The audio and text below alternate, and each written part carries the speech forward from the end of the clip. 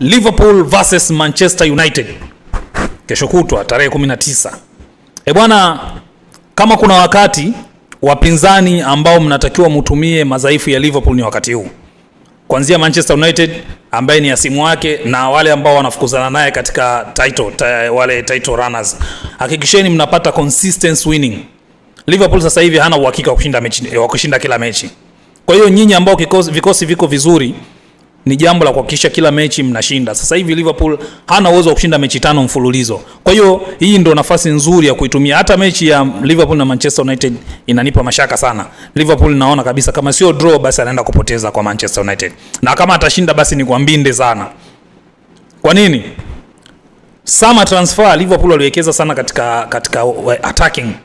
Waliwekeza sana kwa washambuliaji kuliko defense line. Sijui ni nini kilitokea, walipuuza au walikuwa waoni kinachoendelea, kwa sababu ukiangalia Ibrahima Konate mkataba wake unaenda kuisha na amegoma kusaini mkataba mwingine. Kwa hiyo kuna uwezekano mkubwa Ibrahima Konate tukampoteza. Yaani sasa hivi Ibrahima Konate ni mguu nje, mguu ndani. Na tukiangalia combo ambayo tumeitegemea icheze defense line pale na Van Dijk kwenye center half ni nani? Ibrahima Konate. Ibrahima Konate hayupo sasa hivi, injured. Mechi ya kesho kutwa hatakuwepo. Kwa hiyo obviously anakuja kucheza na Van Dijk ni Joe Gomez. Na Joe Gomez na Van Dijk ndio namba zao zinajieleza, namba zao ni nzuri ukiangalia mechi walizocheza. Kwa mechi walizoanza ambazo Van Dijk na Joe Gomez wameanza pamoja, Liverpool wamecheza mechi 25. Katika mechi 25 wamewin mechi 23, wakadraw mechi 2. Wakapata clean sheets mechi 17. Lakini pia wameruhusu magoli 9. Hawajafungwa hata mchezo mmoja, mechi ambazo Van Dijk na Joe Gomez wameanza pamoja. Lakini kwenye Premier League. Lakini linapokuja swala la fitness, Joe Gomez hana match fitness. Ni center for kulia.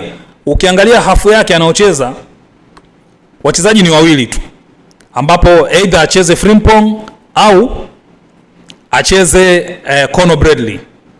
Na Conor Bradley na Frimpong nao wana madhaifu pia.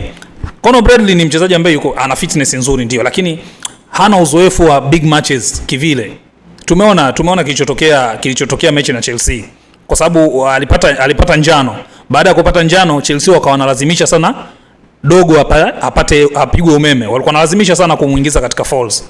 Umeona? Kwa hiyo Dogo ikawa hatumii sana akili hiyo, kwamba hakuwa na akili ya kuwaza kwamba Chelsea wanataka mimi nipate nyekundu. Kwa hiyo anacheza tu bila kujua kwamba ana njano. Kwa hiyo ninapokuja swala la uzoefu wa match, huyu Conor Bradley kwa mimi sio chaguo langu namba 1 katika big matches.